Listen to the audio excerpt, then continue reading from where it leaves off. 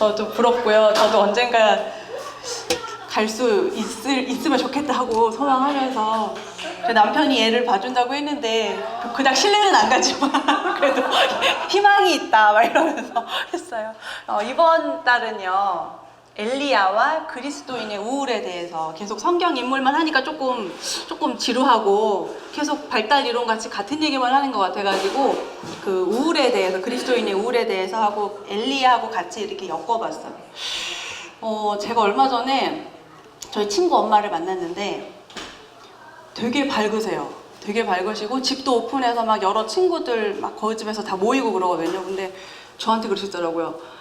아, 정은 엄마 나 요즘 너무 우울해가지고 이렇게 8층 사시는데 바깥에 창문 보면은 그냥 뛰어내리고 싶을 때가 많아 이러시더라고요. 근데 너무 놀랐어요. 왜냐면 평소에 너무 웃음이 많으시고 유머 감각도 있으시고 오히려 저를 엄마처럼 큰언니처럼 챙겨주시는 분이었는데 단둘이 있을 때 그렇게 속내를 내비치시더라고요. 근데 신앙이 있었으면 참 신앙적으로 이렇게 세워주고 참 같이 기도하고 했을 것 같은데 상담하면서 신앙이 있는 분들은 차라리 쉬워요. 영적인 세계가 있기 때문에. 근데 그게 없을 경우에 믿지 않은 분들하고 상담할 때는 참 난감해요. 그리고 여러 가지 세상적인 그런 방법들은 있는데 그게 근본적이진 않잖아요.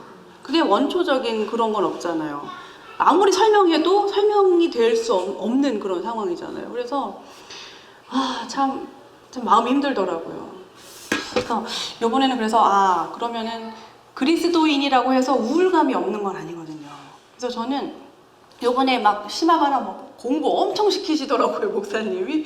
거의 이거는 무슨 순례가 아니라 거의 무슨 대학교 무슨 그런 답사도 이 정도로 알 것 같은데 무슨 몇 개월에 걸쳐서 공부를 엄청 열심히 하시더라고요. 와, 대단하다. 대단한 교회 역시 말했는데 갔다 오시고 나서 약간 조금 허하지 않으세요?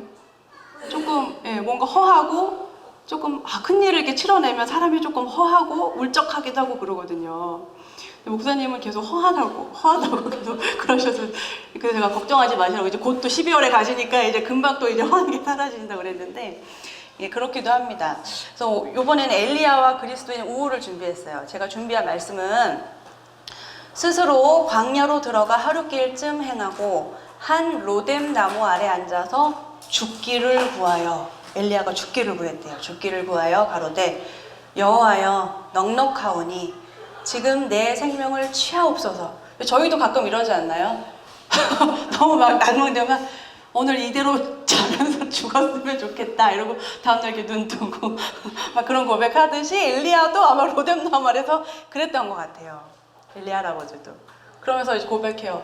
우리 막 우울한 거로 못 났다 이러는데 이제 우리 엘리야 할아버지도 나는 내 열조보다 낫지 못하니이다. 근데 여러분 엘리야 선지자 하면 성경에서 구약에서 가장 탑 아닌가요? 네, 가장 드라마틱하고 막 살아서 막 그냥 하나님한테 가버리고 제가 제일 닮고 싶은 어제 우리가 휴거 얘기 제일 많이 하시던데 저는 엘리야처럼 그냥 승천하고 싶거든요. 그게 제 희망사항이어가지고 네, 그렇고요. 그래서 로뎀 나무 아래 누워 자더니 이게 열왕기상 19장 4절 말씀입니다. 여기 보면은 그 우울 증상 중에 하나가 자요. 아주 많이 자요.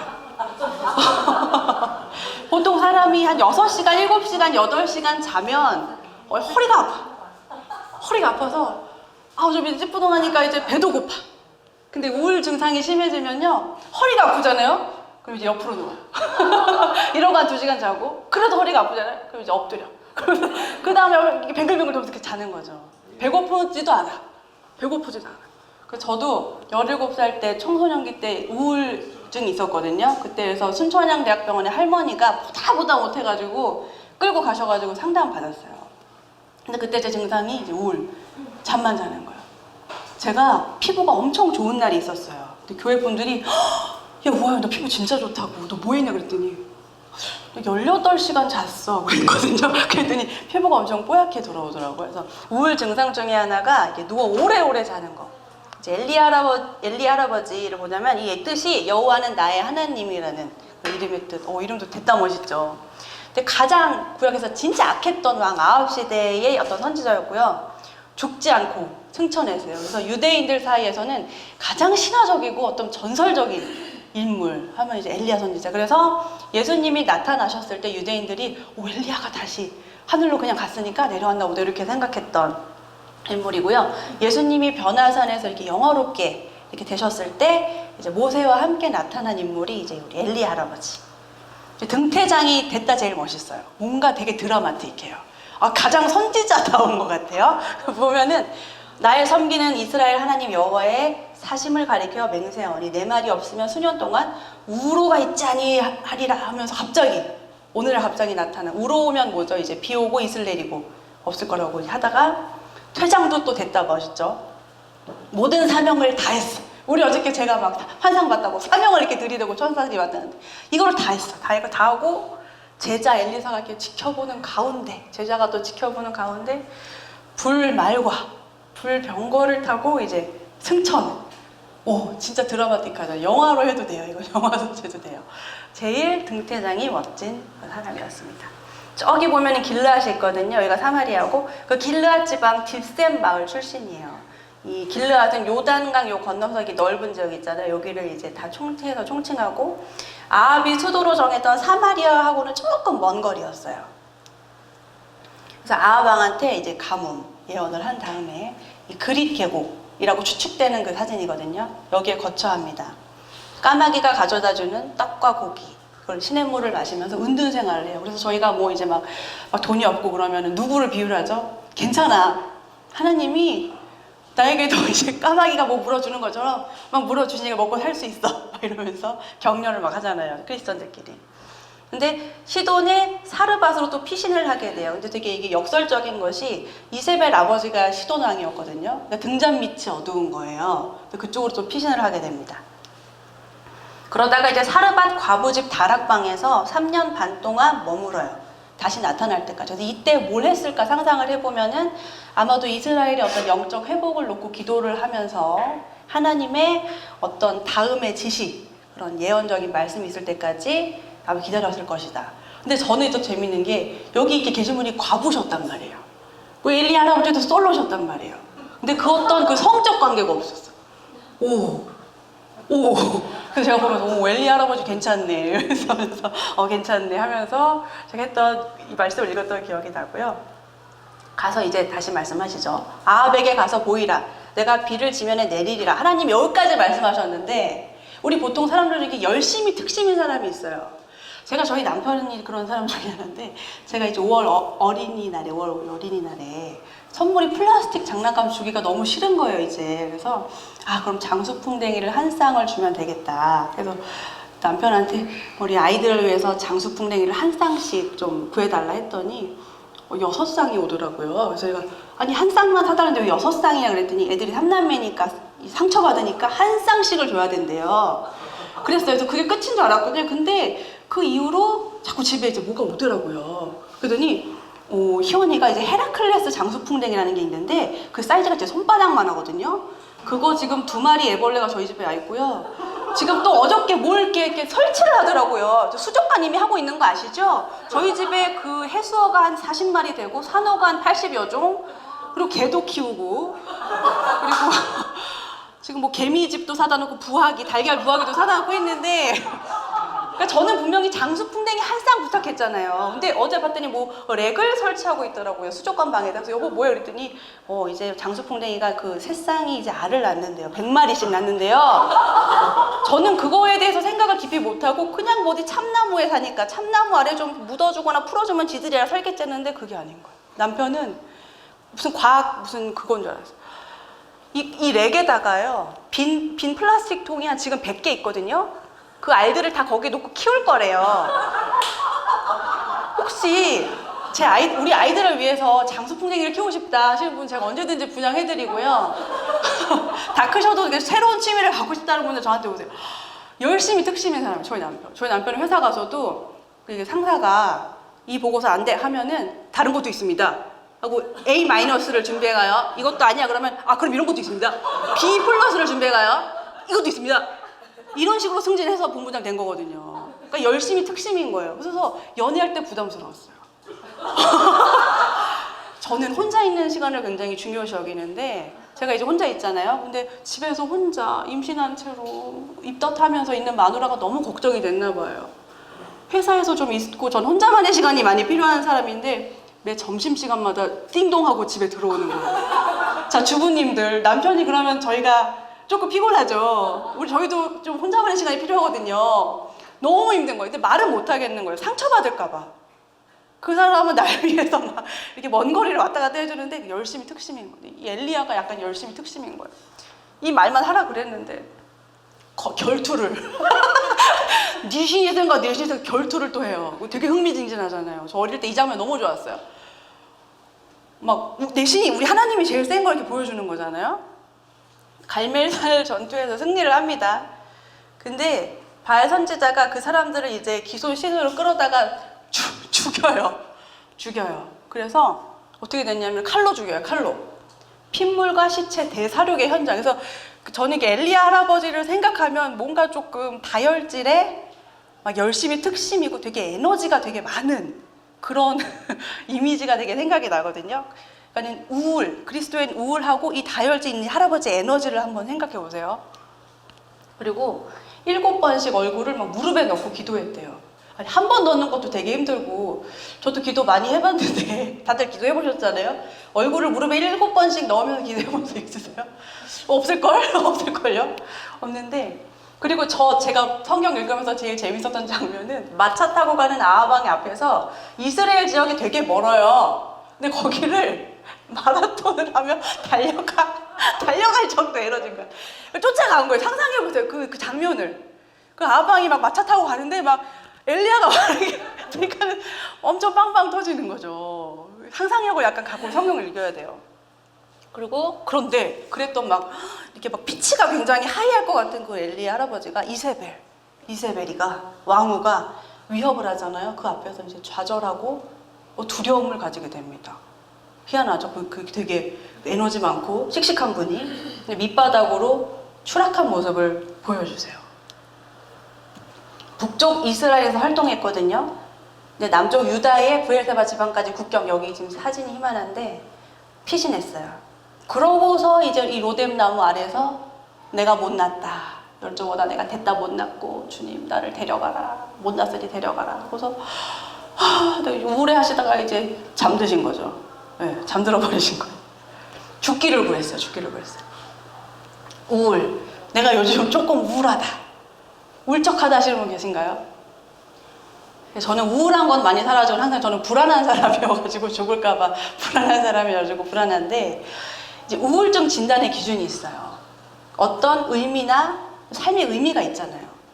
순교순례 갔다 와서 의미들을 다 찾으셨잖아요. 이 순교순례 의미, 하나님이 나한테 주신 사명 그걸 다 받으시고 생각하셨잖아요. 근데 가서도 그걸 찾을 수가 없는 거예요. 의미가 없는 거예요. 의욕이 없는 거예요. 그래서 이런 상태가 6개월 이상 지나가가지고 나도 힘들고 주변 사람들이 그 사람 때문에 힘들어지고 삶이 힘들어지면 이제 그 의학에서는 이제 우울증입니다라고 이제 증상으로 진단을 하게 되거든요.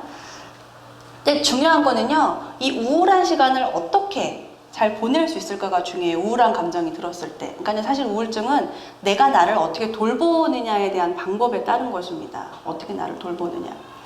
그래서 저희 교수님이 그러시더라고요. 약간 멜랑콜리 하잖아요. 비 오는 날만 엄청 우울하잖아요. 그러면 약간 그 멜랑콜리를 즐기래요. 인생이 우울 이렇게 커피 한 잔 마시고 즐기다가 근데 한 2, 3일 동안 즐기면 안 되고 3일째부터는 다시 이제 쾌활하게 해야 된다라고 하시더라고요. 그래서 이 그리스도인의 우울은 나를 조금 추스르고 하나님 앞에서 좀 재정비하는 앉아서 하나님 앞에서 대화도 하고 좀 재정비하는 시간 그게 필요합니다. 거기에 대한 좋은 예가 이제 로뎀 나무 아래 엘리야 할아버지였습니다. 여호와여 넉넉하오니 지금 내 생명을 취하소서 나는 내 열조보다 낫지 못하니 로뎀 나무 아래 누워 자더라. 그러니까 느꼈던 이런 우울이 오면 감정이 우울에 이제 파생되는 감정이 뭐냐면 절망감, 무력감, 열등감, 고독감, 좌절감, 두려움, 극도의 피로감, 의욕이 없는 거예요. 의욕이 없어요. 그래서 증상이 과수면 이게 사실은 현실 기피 때문에 그래요. 아무것도 하기가 싫은 거예요. 과수면. 12시간에서 24시간도 잘 수 있어요. 기력도 없고 의욕도 없고. 근데 제가 정말 감동한 부분은 하나님이 얼마나 우리의 감정을 다스리는 법을 성경에서 많이 보여주시고 방법을 보여주셨는지가 저는 되게 항상 감동이 있는데, 천사가 찾아오잖아요. 근데 중요한 거는 엘리야야 이렇게 한 게 아니라 어루만졌대요. 엘리야의 그 상한 마음, 오감 터치해 주신 거예요. 어루만져 주신 거예요. 엘리야야 하면서 그에게 이르되 일어나서 먹으라 하는지라. 저 진짜 눈물 났어. 엘리야야 이거 일어나서 먹어라. 응? 막 우리 딸 막 있으면 우울하게 있으면 얼마나 부모 꼴 보기 싫어. 일어나세요, 밥 먹어. 그냥 하루 그냥 피둥피둥. 사실 저희 이거 며칠 전에 언제 들었는데 저희 목사님이 우리 애한테 하늘아 그거다 이거 어떡하냐. 아주 그냥 누워가지고 일어나지다고 이거 돼지처럼 먹기만 하고 이거 피둥피둥 뭐 이러시더라고요. 근데 그렇게 안 하신 거예요. 목사님 그렇게 하면 안 돼요 이제.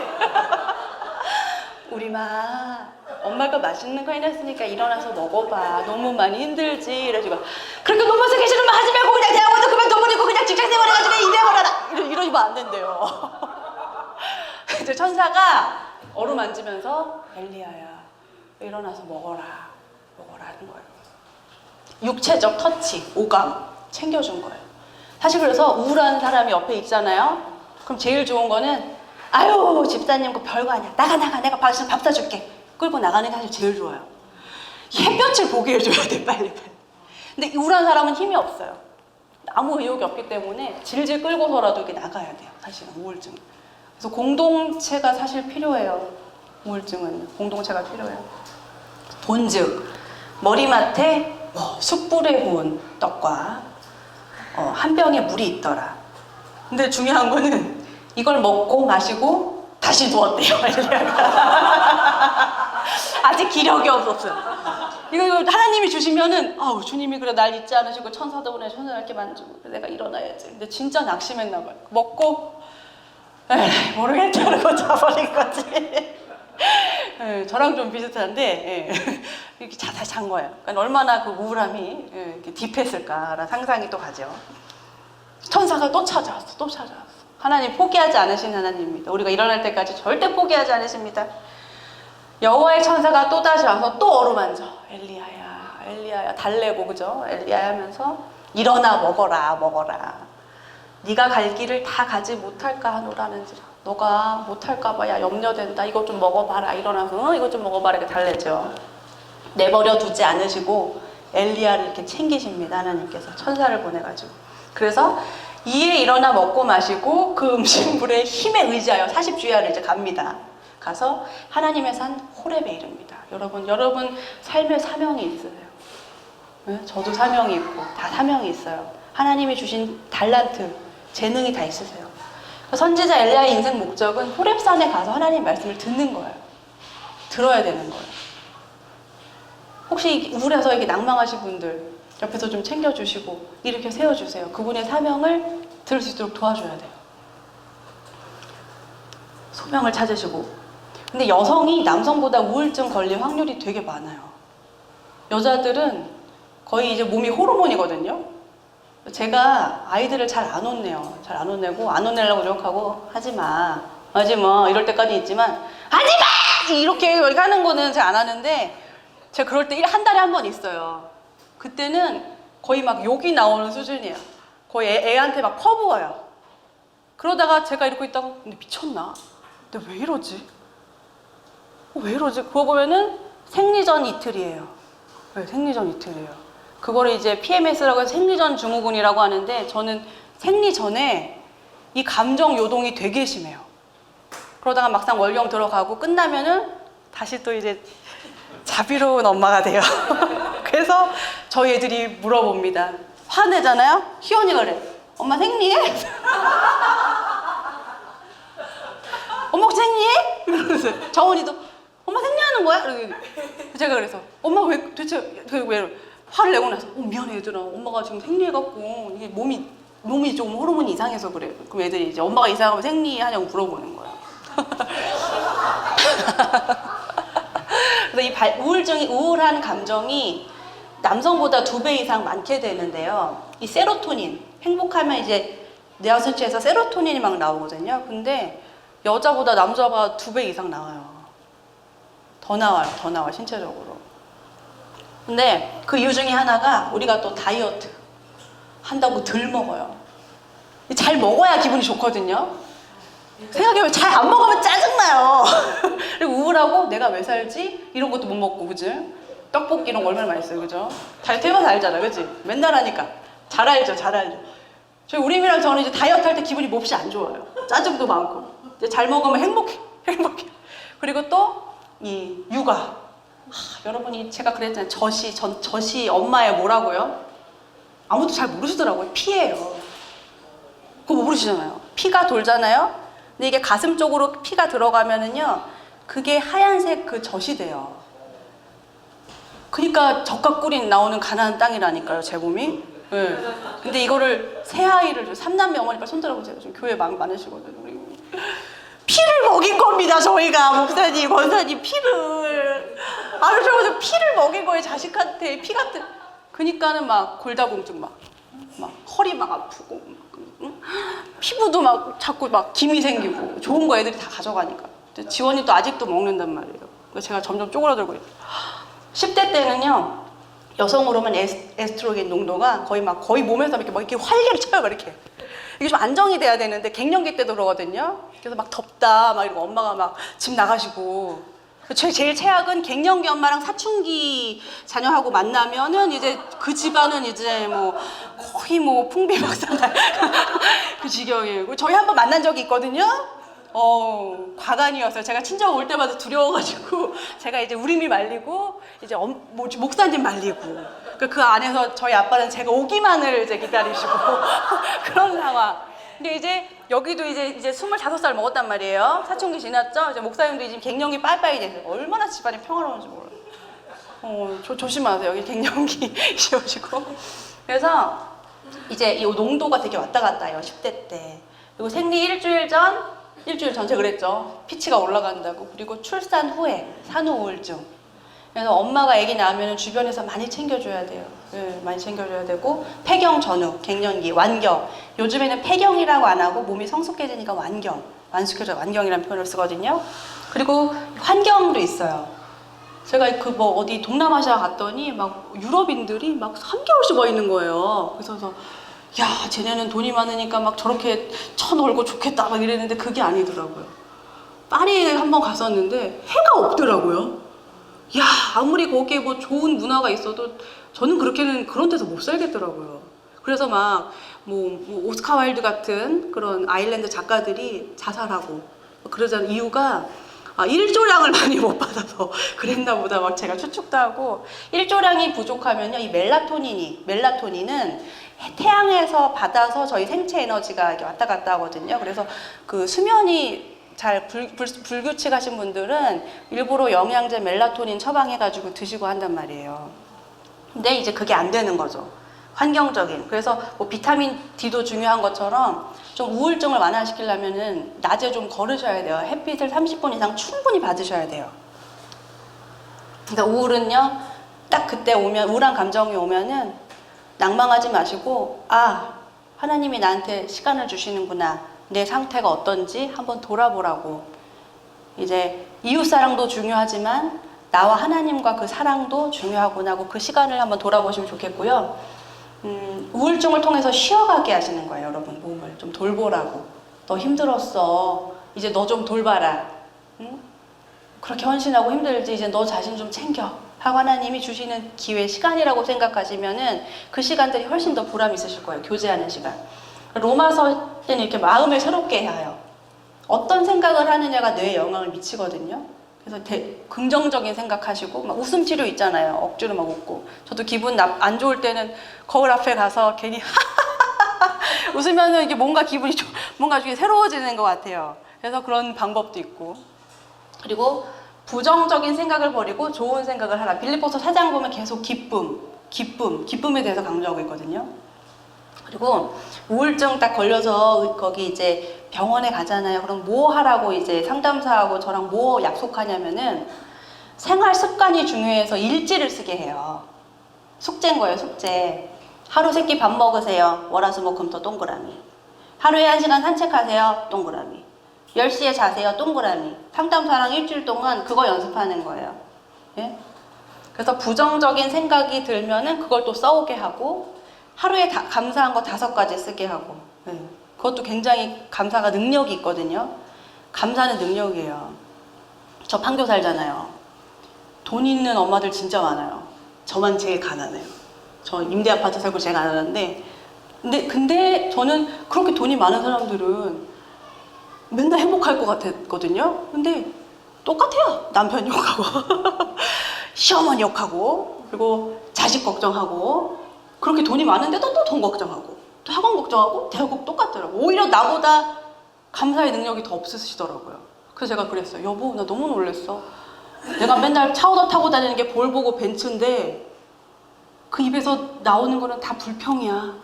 근데 여보, 난 아무것도 없는데 1,000원 한 장 들고 다니면서 감사해. 감사가 능력이더라고요. 감사는 하나님이 여러분께 주신 능력입니다. 그래서 말씀이 힘이에요. 하나님은 우리의 피난처시요 힘이시며 구원자. 땅이 흔들리며 산이 무너져 바닷속으로 빠져들어가도 두렵지가 않다. 시편에 이런 말씀이 있죠. 그리고 전도서. 저는 전도서를 되게 좋아하는데 약간 제가 인생에 회의주의가 많이 껴있거든요. 그래서 저는 전도서를 읽을 때 가장 인생에 힘을 많이 받아요. 해 아래 새 것은 없다. 되게 위로받아요. 그러니까 저희 어머니는 되게 황당해 하시거든요. 약간 허무주의적인 색깔이 있는 거죠, 저한테. 울 때가 있고 웃을 때가 있고 슬퍼할 때가 있고 춤출 때가 있어. 인생이 다 그런 거야. 세용지마. 일희 할 필요 없는 거죠. 내 자식이 100점 맞았다고 막 그렇게 좋아할 필요 사실 없는 거. 안 좋은 일이 인생에 있었다가 없었다가 있었다가 없었다가 하니까요. 그래서 사실 감사가 능력인 거잖아요. 그래서 우리의 어떤 일보다는 하나님을 찾으셔야 돼요.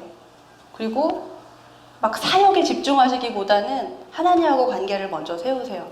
사역만 이렇게 하면 지쳐 떨어지셔요. 막 허하시고. 하나님의 친밀감이 우울증을 예방하는 가장 좋은 힘이에요, 사실은. 하나님하고. 그래서 제가 신앙이 없는 분들하고 상담하면은 참 이거 어떻게 대화를 해야 되나. 정답을 이해를 못 하시니까 그런 참 한계가 느껴집니다. 영적으로 잘못됐을 때 10가지 신호가 있는데 이제 정서적으로 건강한 영성이라는 책이 스카지로 목사님이 10가지 했어요. 하나님께로 도망치고자 하나님을 이용해요. 교회에 안 나는데 목사 탓. 아니 저 집사가 그래가지고 그거랑 신앙이랑 무슨 상관? 아니 목사님이 그래가지고 내가 그게 꼴보기 싫어가지고 내가 교회를 안 가잖아. 그런 거. 내 탓. 내가 그냥 잠이 많아가지고 교회를 못 가. 뭔가 신앙이 벌써 이상해지는 징조 중에 하나인 거예요. 그리고 분노, 슬픔, 두려움 같은 감정을 무시한다. 기도할 땐 항상 경건해야 하나요? 주님, 감사합니다. 항상 이래야 되나요? 저 장로교 다닐 때 막 어떤 자매가 막 주여! 막 이렇게 막 울면서 통곡을 하고 기도하니까 권사님이 본당에서 그런 식으로 기도하지 말라고. 그래서 엄청 시험 들어가지고 교회를 안 나왔어요. 근데 시편 보세요. 거의 뭐 탄식도 그런 탄식이 없고 거의 막 절망절규잖아요. 시편 보면 하나님은 그런 저희의 감정이 달린 기도를 들으십니다. 그래서 우세요. 막 실컷 우세요. 하나님한테 하소연하세요. 우리 누구한테 하겠어요? 하나님한테 하지. 하나님한테 실컷 하세요. 그래도 됩니다. 시편이 또 그럴 때는 굉장히 도움이 많이 되거든요. 힘들 때. 저희 남편이 이제 상사한테 혼나면 나의 적을 보복하시는 하나님 나오는 거 있잖아요. 그 장을 제일 많이 읽어요. 내 원수를 갚으시는 하나님. 상사한테 욕 많이 들은 아이는 그거 막 필사하잖아. 필사. 되게 위로가 된대요. 그러면서 기도해요. 맞아. 내가 하는 게 아니야. 복수는 하나님 거. 리벤지 이즈 마인이라고 하신 하나님 감사합니다. 그러면서 여보 내가 시편 읽으니까 역시 하나님은 역시 그래 맞아. 적은 복수는 하나님이 하시는 거. 편안하게 자거든요. 네.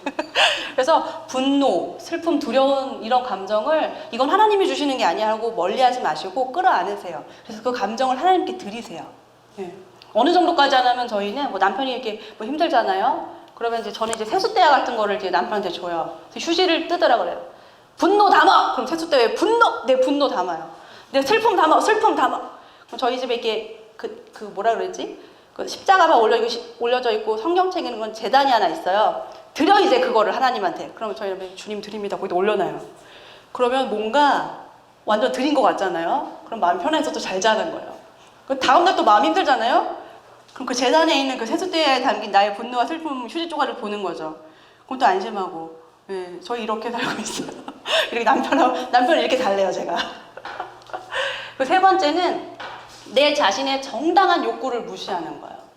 나 예쁜 옷 입고 싶어. 그런데 그렇게 너무 외모에 신경 쓰는 거는 하나님이 기뻐하시지 않을 것 같아. 뭐 이런 거 있잖아요. 응? 또 뭐 있지? 맛있는 거 막 먹고 싶어. 근데 그게 조금 비싸. 근데 그렇게 사치 부리는 거는 청빈한 그리스도의 그 청교도적인 삶이 아니야. 이렇게 하면 또 못 먹고. 그러지 마세요, 여러분. 자기를 못 살게 굴지 마세요.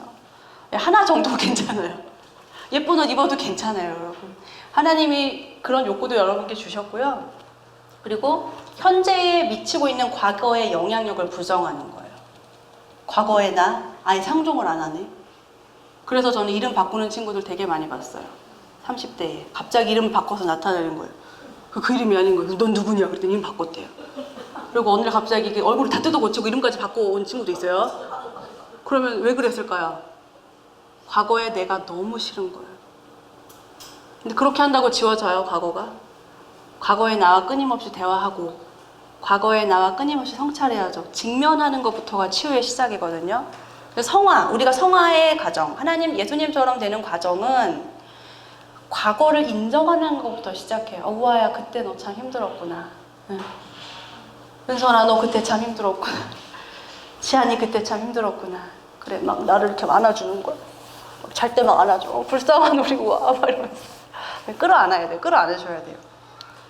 다섯 번째는 우리의 삶을 속된 것과 거룩한 것으로 너무 지나치게 구분하는 거.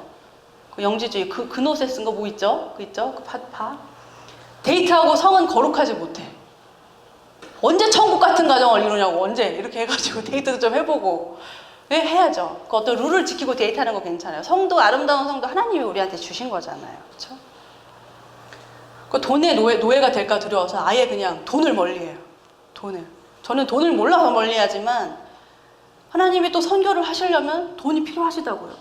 이 순교순례 가려면 돈이 필요하단 말이에요. 근데 그거를 선하게 써야 되는데 그냥 아예 그거를 막 죄악시하고 멀리하는 거예요. 그러면 또 영적인 그 신호가 오는 거죠. 안 좋은 신호가. 그리고 하나님, 여섯 번째는 하나님과 동행하기보다 사역에만 바빠요. 이런 분들 가끔 큰 교회 많으시거든요. 인정 욕구가 너무 많은 거예요. 인정 욕구가. 그러니까 하나님 바라보면서 그 친밀함 속에서의 공동체 일들을 해야 되는데 그냥 그게 일인 거예요. 일. 마치 회사에서 승진하려고 막 하는 것처럼. 그래서 실컷 헌신해요. 막 에너지를 다 써서 헌신해요. 끝까지 헌신을 하는데 누구 하나 나한테 안 좋은 소리를 해. 그럼 그때 섭섭마비가, 그 제일 무서운, 공동체에서 제일 무서운 마귀가 섭섭마귀거든요. 섭섭마귀. 네, 섭섭마귀가 막 와요. 그러면은 이제 공동체에서 막 빠져나가려고 하고. 그래서 항상 자기 영성을 좀 점검하셔야 합니다. 그리고 일곱 번째는 갈등을 회피해요. 가짜 평화를 하는 거예요. 안 괜찮아. 속으로 진짜 안 괜찮거든요. 근데 괜찮아. 괜찮아. 나 진짜 괜찮아. 근데 주변 사람들은 다 알아요. 하나도 저 사람이 안 괜찮은 거를. 근데 나는 나 진짜 괜찮아. 걱정 안 해도 돼. 진짜 괜찮아. 근데 하나도 안 괜찮은 거죠. 주위 사람이 힘든 거예요. 내가 안 괜찮으면 나 지금 진짜 안 괜찮아. 나 지금 막 열뻗치고 막 저기 직전이 하나 진짜. 도움을 받으세요, 여러분. 도움을 받으셔야 돼요.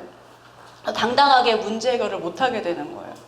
공동체가 좋은 게 뭐예요? 어제 저는 이제 우리 사모님 말씀하신 거가 되게 인상적이었거든요. 전에는 내가 혼자 했는데 지금은 갈 때 손 잡아주시고 돌을 치워주셨대요. 누구세요? 와, 감동했잖아. 편하게 가시라고 앞에 돌을 치워놨대요. 그게 공동체인 거잖아요, 사실은. 그쵸? 여덟 번째는 내 상처, 약점, 실패를 막 다 은폐해요. 잘났다, 나 실패도 안 하는 사람이 항상 성공한다.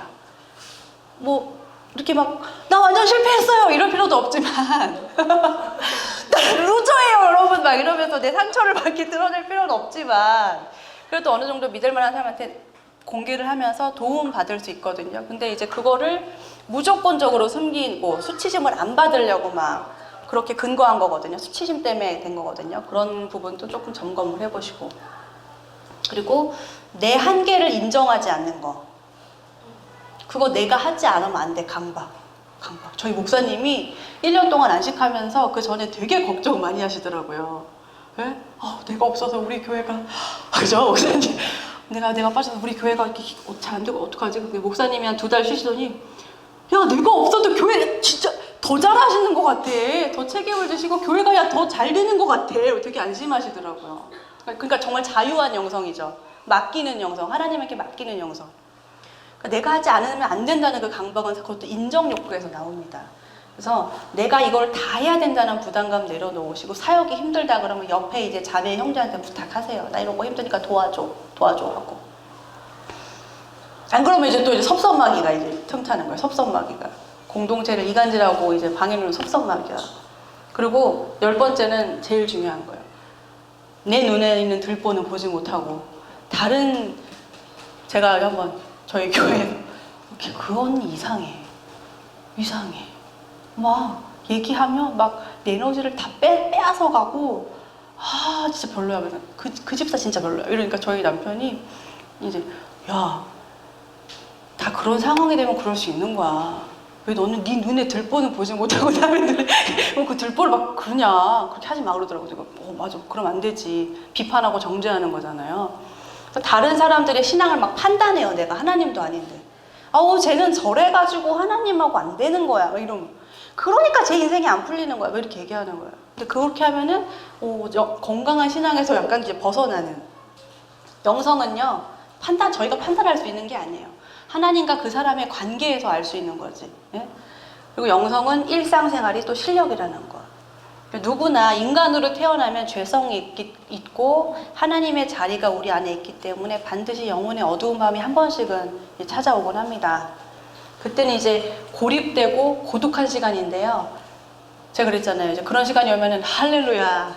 드디어 이제 광야에서 하나님과 단둘이 만나시게 됐네요. 할렐루야. 어떤 은혜가 있을지 기대합니다. 근데 그 막상 당사자는 별로 달가웠잖아요. 힘들어 죽겠는데. 그래서 광야에서 나와 하나님 단둘이 있는 그 시간. 그런데요, 이 시간이 있어야지 우리 안에 있는 나쁜 불순물 같은 거, 이물질, 이런 것이 사실 제거돼요. 마치 그 탈수하면은 이렇게 물기 다 빠지는 것처럼. 네? 하나님이 그런 시간을 저희에게 또 허락을 하십니다.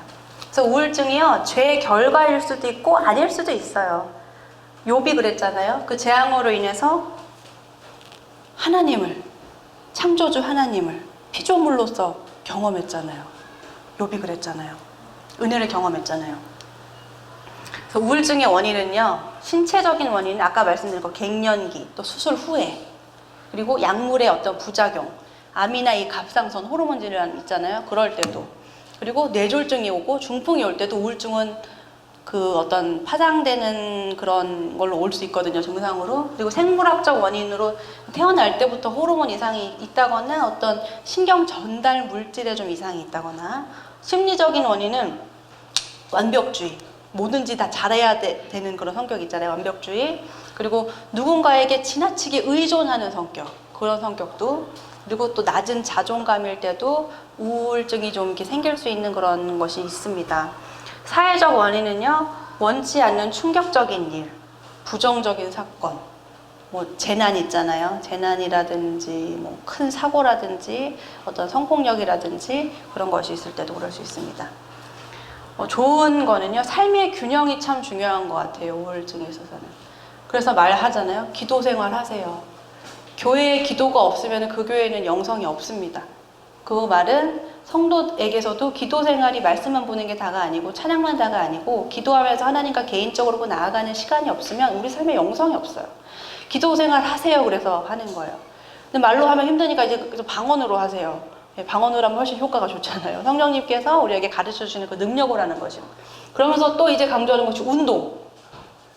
제가 아침마다 마른 파김치처럼 이렇게 일어났는데 요 근래 제가 번쩍번쩍 일어나는 게 저희 남편이 헬스권을 끊어줬어요. 하도 제가 비리비리하니까. 근데 아침에 운동하니까 진짜 몸이 다르더라고요. 힘드시면은 하루 30분 산책이라도 꼭 하세요. 몸을 쓰셔야 돼요. 하나님이 우리에게 영혼 육을 주셨습니다. 영을 단련시키는 게 기도라면 운동하셔야 돼요. 운동하셔야 되고, 세 번째는 좋은 음식 드세요. 너무 매운 떡볶이, 인스턴트, 막 고기 그런 거 있잖아요. 그럼 말고 야채도 좀 드시고 신선한 음식 많이 드시고 하나님께서 우리에게 주신 좋은 음식들 있잖아요. 그런 걸로 드세요. 그리고 마지막은 안식하시는 겁니다. 쉼. 네. 너무너무 바쁘시잖아요. 삶이 너무너무 바쁘시잖아요. 저도 되게 바쁘게 살거든요. 막 쉼을 내가 챙길 줄 아는 게 능력이에요. 하나님이 왜 7째 날에 안식하셨을까요? 하나님이 쉼을 스스로 챙기셨어요. 저희는 그걸 본받아야 돼요. 스스로 쉴 수 있는 능력을 배우셔야 됩니다. 그리고 가장 이 공동체 안에서 중요한 거는 교회 내에서 우울증을 믿음이 부족한 성도, 하나님하고 관계가 틀어진 성도, 이렇게 보는 시각이 있을 수 있거든요. 그게 정말 상처가 되고 안 좋아요. 네. 그럴 때는 차라리 아까처럼 집사 내가 밥 사줄게 해가지고 차라리 데리고 가서 밥 먹이고 같이 이제 예배 참석하고 이런 게 훨씬 좋아요. 기도가 부족해서 우울해지는 거야, 너가 성경을 뭐 안 읽고 기도를 안 해서 우울한 거야 라고 이렇게 판단하시지 마시고 기도로 이렇게 섬겨주세요. 누구처럼? 그 엘리야의 천사처럼 어루만져주면서 음식도 주고 엘리야야 했던 그 천사, 하나님의 손길처럼. 그래서 공동체에 돌봄이 사실 필요해요. 우울은 정말로. 그리고 하나님을 신뢰하는 태도가 가장 중요합니다. 그래서 살다 보면 뭐 일이 안 되고 그러면 조금 우울하실 수 있거든요. 그렇게 우울한 거는 그냥 건강한 감정 중에 하나예요. 근데 그 우울한 게 6개월이 계속 지날 때까지 이게 제가 관리가 안 되고 힘들면은 이게 그때 그게 이제 의학적으로 우울증이라고 하는 거거든요.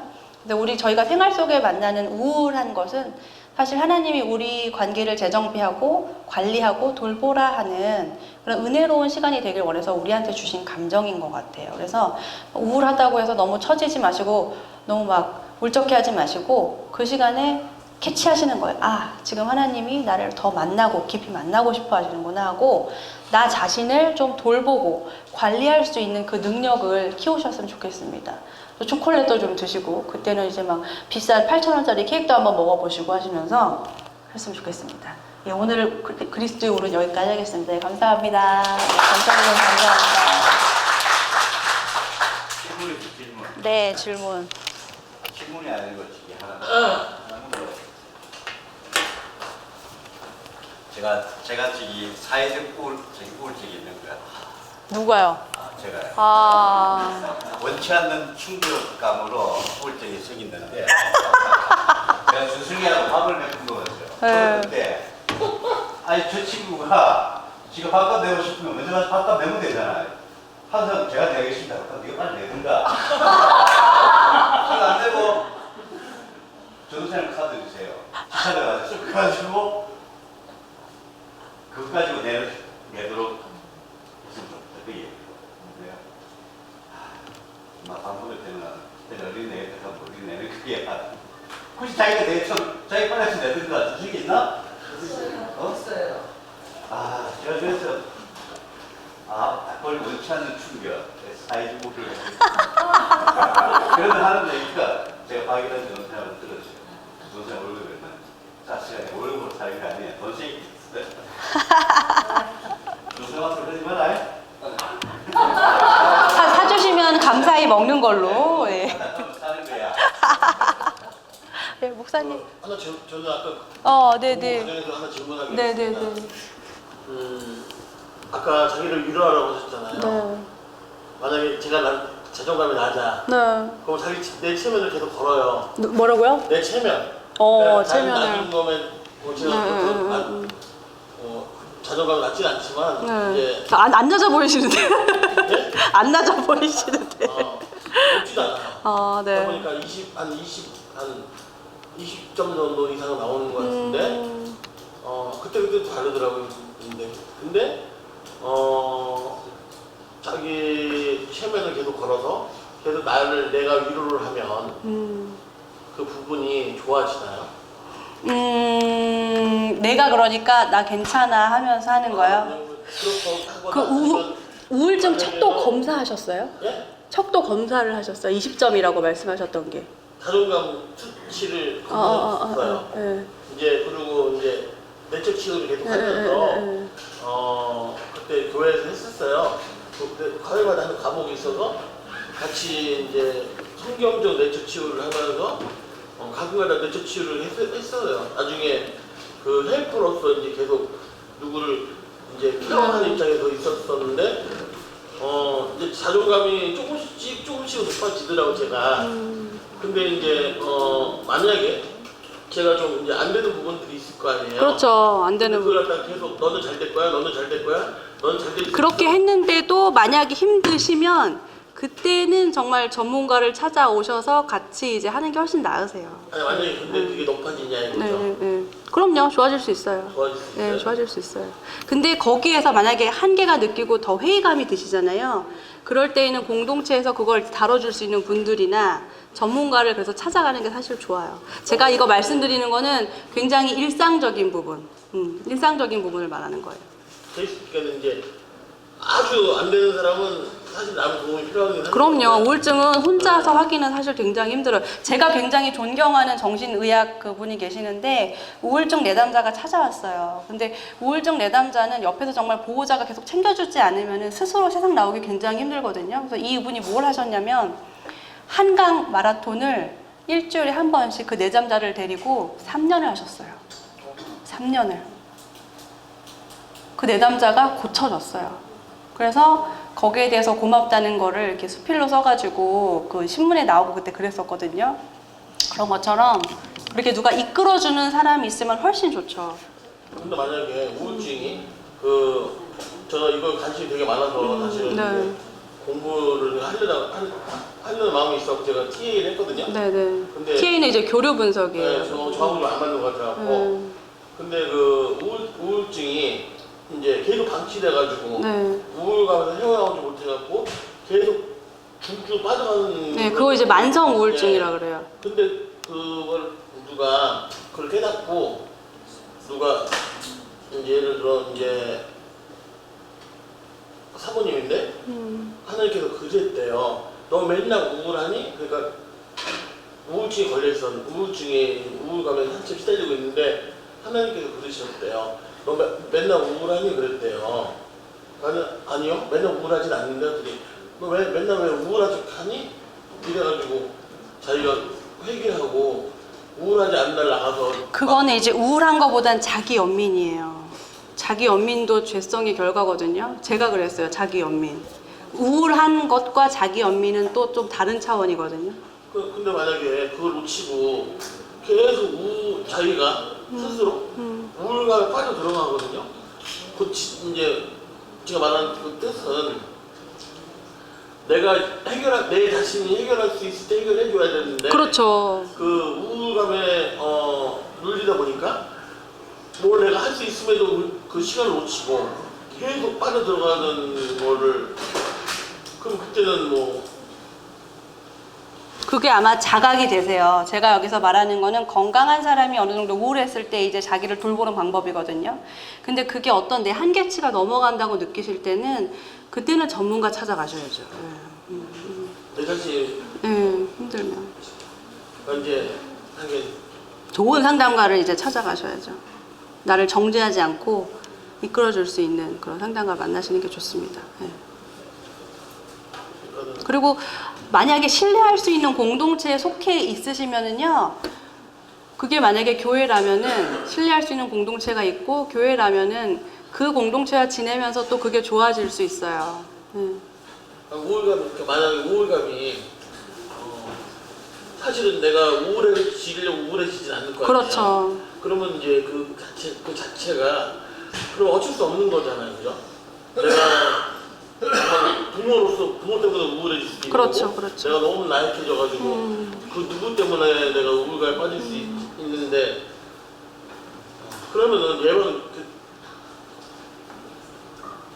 예방하기도 힘든 것 같아요, 우울증은. 우울은 예방하기 힘든데 이제 아까 저희가 상담사들 만나면 하는 게 있다 그랬잖아요. 생활 습관 그리고 부정적인 생각을 들면은 계속 쓰는 거예요. 써서 그거에 대해서 상담사랑 얘기하고 이게 혼자서는 힘들기 때문에 사실은 상담사하고 와서 그거를 계속 하는 거거든요.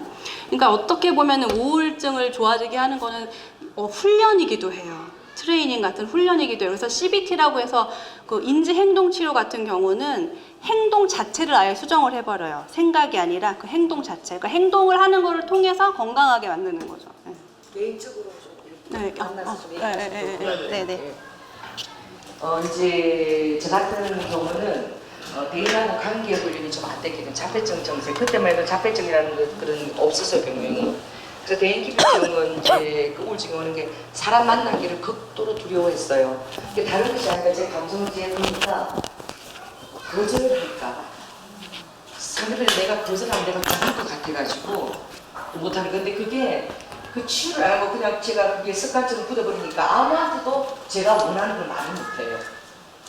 그래서 다른 사람이 나한테 부탁을 하거나 얘기를 해주면 너무 좋은 거야. 죽을 듯이 제가 모두를 해주는데 필요해는 정작 내가 필요할 때는 아무한테도 얘기를 못하는 거예요. 왜? 거절당할 것 같아서. 그래서 여러분들이 이렇게 정말 거절감 때문에요. 그 우울증이 깊어지는 사람들은 자기를 사랑하는 사람을 만나고 그 사람이 좋아질 것 같고는 그 사람도 거절할까 두려우면은 그 사람이 나를 싫어할 수밖에 없는 행동을 무의식적으로 해버리는 거예요. 그리고 안심하는 거예요, 다시. 그래서 악순환이 반복되어서 이렇게 배우자를 정말 좋은 배우자를 놓치게 하는 거예요. 혼자 있을 때 다시 안도감을 느끼는 거예요. 그러니까 정말 그 터널에서 이렇게 나오는 것이 굉장히 필요하고 정말 여러분이 필요한 것은 그 신뢰해야 돼요. 하나님 앞에서도 내가 정직하게 내 마음을 또 이렇게 표현하지만 다른 사람에게 내가 내 감정을 위장할 필요가 없다는 용기를 한번 내보세요. 제가 용기를 냈을 때에 다른 사람들이 저를 거절하지 않고 도와주고 받아주는 데서 너무 충격을 받았어요. 제일 먼저 우리 남편이에요. 제가 여러분 이해를 못할 거예요. 한 번도 뭐를 사먹고 싶다 얘기를 안 해가지고 우리 사이가 올 때까지 제가 그런 생활에 체제가 된 거야. 식구들이 뭐 먹으려면 따라 나가지만 내가 원하는 걸 한 번도 얘기해 본 적이 없는 거예요. 그래서 우리 사이가 왔어요. 정말 와서. 제가 오늘 장모님이 좋아하시는 것을 계속 해드리고 싶은데 장모님이 좋아하시는 게 뭐예요? 이러는데 우리 식구들이 좀 아무도 모르는 거야. 내가 뭘 좋아하는지. 나도 내가 뭘 좋아하는지 모르겠어. 그래갖고 우리 친구들이 그때 정말 깨달아 성령 은혜를 줬어요. 너무 놀랬던 거야. 엄마가 좋아하는 거, 이런 눈물 날라 그래. 아내가 좋아하는 거 아무도 모르는 거야. 한 번도 내가 얘기 안 해본 거예요. 그래가지고 내가 한번 그 스테이크를 먹고 싶은데 그 얘기를 못 하는 거예요. 그럼 남편이 나를 싫어할까 봐. 그래가지고 언제 우리 남편인데 바깥에서 큰 용기를 얻고 막 울면서 나도 스테이크가 먹고 싶다고 미친듯이 제가 막 우리 남편이 여보 당장 가 아니 스테이크를 사주는 게 뭐가 그러니까 그 정말 살면서 그 거절감을 여러분이 갖고 있으면 사단이 걸 알아요. 우리 어머님이 남편을 너무 편하게 정말 우리 어머니는 뭐 옷 찾아오는 거, 머리 화장하러 가는 거, 뭘 미장하러 가는 거 전부 다 남편에게 전화해서 다 차를 대동을 시켜요. 근데 한 번도 저는 남편한테 나를 위해서 차를 써달라고 해본 적이 없어요. 관광차겠지. 근데 정말 처음으로 애 둘을 데리고 강남에 사는 친구 집에 갔은 거예요. 정말 결혼해서 처음이에요. 그래서 퇴근할 시간에 우리 어머니 그렇게 부탁하니까 정말 남편이 들어주겠지. 그래서 여보 지금 강남에 나 친구 있는데 나중 와서 애 데리고 주면 안 되니까 우리 남편이 그때도 동일하게 밥할 시간에 지금 어딜 가려고 막 야단을 치는 거예요. 그래가지고 제가 나는 저들이 나가면 안 되는 사람인 것보다 이 사람이 너무 자존감이 낮아지면 내가 잘못한 거 생각하는 거야.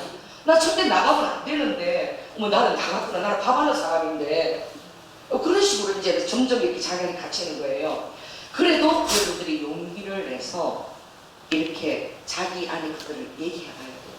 정말 마음이 힘들고 어렵다. 좀 나하고 같이 시간 보낼 수 있는가. 근데 지금 아직도 잘 안 되는 게 이 참 힘들어. 다른 사람한테 전화할 때 그렇게 하면 돼. 내 감정을 얘기할 때 정말 힘들어. 나 왜 그런지 모르겠어. 아이고 죄송합니다 목사님.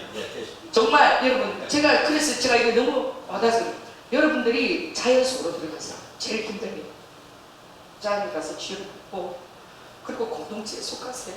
나는 너무나 마음 아프게 했는데 우리 남편하고 가장 친한 친구 딸이에요. 우리 남편이 너무 친한 친구인데 그 딸이 애 둘을 데리고 아파트 올라가서 뛰어내려서 투신 자살을 했어요. 제가 그 소식을 듣고 너무너무 마음이 아팠어요. 왜냐면 그 남편이 우리 남편을 만나서 으라고 우는데 얘기를 하더라고요. 아파트 CCTV에 그 딸이 계단을 올라가다가 주춤거리고 그게 그대로 다 잡혔어요. CCTV에. 여러분 용기를 내시고 여러분 SOS를 청하십시오. 할렐루야. 그 딸이 만약에 교회 안에 소속이 되었다면 내가 진짜 예수를 좀 전했더라고요. 별의별 마음이 다 스쳐갔어요. 더더구나 제가 정말 못 잊은 사람은 교양에서 제 가장 친한 친구였어요. 걔가 신앙생활 하는 사람이었어요. 주일날 조선생님 나하고 시간 잠깐만 좀 내면 안 될까? 근데 제가 시간이 너무 급하고 15분 식사를 차려드려야 되기 때문에 내가 우리 아버님 식사 차려서 내일 내가 시간 내니까 내일 나한테 전화해. 제가 그랬어요. 근데 그 친구가 내일 전화하고 그랬는데 그날 새벽기도 나온다고 지금 나와서 그대로 그냥 어째 클래스에 떨어져서 중학교 미술 선생님이 되는데 자살해버렸어요. 애가 둘이나 있었어요. 제가 그것 때문에 얼마나 슬퍼하고 마음 힘들었는지 몰라요. 그래서 제가 저는 여러분들이 저에게 전화하면 제 시간 받으면 어떻게 달려가요. 어디 왜 그런 것들이 있기 때문에. 그래서 여러분 신앙의 공동체 이런 생활을 할 때에 그냥 수박 그다듯이 그런 교제를 하지 마세요. 여러분 안에서 정말 마음을 나눌 수 있는 친구들, 신앙 안에 살 수 있는 친구들을 주님 앞에서 기도하면서 그 얻으세요. 그리고 힘들 때마다 정말 솔직한 마음을 얘기하고 또 얘기하고 좀 나하고 갈등 상황이 있을 때 얘기하고 나누셔야 돼요. 왜냐하면 여러분 우는 사자처럼 사단을 여러분을 삼키려고 한다는 것을 꼭 알아야 돼요. 영원한 구원에 가기 전에 그런 사단이 여러분을 지옥으로 보내려고 틈탈 수 있다서 꼭 아셔야 돼요. 그래서 SOS를 꼭 청하고 또 그런 은사들이 있는 분들은 잘 나오지 않거나 보이지 않는 분들에게 전화하고 안부를 묻고 이런 것들이 돌봄이 정말 필요해요. 근데 교회는 정말 좋은 곳이에요. 왜냐면 예수 교회를 가지고 모여들고 또 우리가 이렇게 공동체 속에서 서로 얘기할 수 있기 때문에 그래서 서로의 영을 서로가 견인해 가야 하거든요. 그래서 이런 것들이 그냥 배우고 학적으로 끝나는 것들은 별로 그 의미가 없어요. 그래서 여러분들이 제가 이런 얘기를 하면서 누구라도 그게 가능한 거예요. 사단이 순식간에 여러분을 죽은 가운데 이끌 수 있는 거예요. 그래서 여러분들이 정말 힘들 때는 그래서 성격을 다 이렇게 얘기하고 밝은 사람은 괜찮은데 이 자기 얘기를 한 거하고 감과 같은 사람은 점점 더 뺏어지게 되죠. 그래서 여러분들이 용기를 가지세요. 내 얘기를 하는 것은. 교회 와서 여러분들이 막 내가 거룩하게 보이고 건강하게 보이고 위생할 필요가 전혀 없다는 거예요. 할렐루야. 힘들 때는 그냥 우세요. 그냥. 그러면 누가 다가와서 왜 우냐고 얘기할 거 아니에요. 그러면 그 스토리 나누세요. 여러분들이 그런 얘기를 할 수 있을 때 그러고 나서 수치스러운 것이 그게 여러분 건강해져요. 직면하고 오픈시키는 거. 왜냐하면 숨쉬는 그렇게 하십니다. 여러분 좀 치유하실 때 여러분 무조건 덮어놓지 않으세요. 덮어놓고 괜찮아서 위장하지 않으세요. 주님은요 여러분 치유하실 때 자꾸 들춰내세요. 아버지는 자꾸 들춰내세요. 정말 수치스러울 정도로 아버지가 들춰내셔서 우리가 그런 부분에 완전히 해결책을 갖고 그리고 나가시기를 주님 정말 원하시거든요. 그래서 오늘 이 우울증에 또 여러분 좀 마음에 제가 볼 때 이게 정말 와닿는 분들이 몇 분 계실 것 같아요. 사람이 너무 좀 적절한 시간을 내주시는 것이고 여러분 그럴 때에 애써서 청하고 나를 위해서 기도해달라고 부탁도 하고 또 그리고 모든 어떤 상황이 됐을 때 절연하지 마시고 계속 관계를 맺고 또 기도 제목을 요청하고 꼭 그래야 됩니다. 아시겠죠? 네, 기도하겠습니다. 사랑해 주님 감사합니다. 아버지 우울증은 주님 누구에게나 오는 것입니다. 아버지 엘리야에게도 그것이 왔다는 것은 이것은 아버지 창피한 것이 아니고 누구에나 올 수 있는 것입니다. 아버지 하나님 나만 그렇다고 생각할 때에는 낮은 자존감에 사단이 역사할 수 있습니다. 주님께서 우리에게 용기를 주시고 직면할 수 있는 용기를 주시고 또 내 문제가 나만 가지고 있는 것이 아니라 다른 사람도 가지고 있다는 사실을 깨닫고 아버지 자기를 오픈할 수 있는 용기를 주시옵소서. 또 오픈할 때에 아버지 하나님 거절 당할까봐 두려움 아버지 하나님 그것도 좀 있습니다. 그것도 직면할 수 있는 용기 주시고 하나님 도우시면 틀림없이 나를 도울 자와 나에게 관심을 가지고 주님의 사랑과 헤아림을 주실 자를 주님 연결해 주실 것입니다. 아버지 그 속에서 우리가 피할 길을 가지고 주님과 함께 지어가 갈 수 있도록 선생님께서 도와주시옵소서. 오늘 귀한 강의를 주신 우리 제와 우리 집사님께 감사드리고 사랑이 많으신 예수 이름으로 기도드립니다.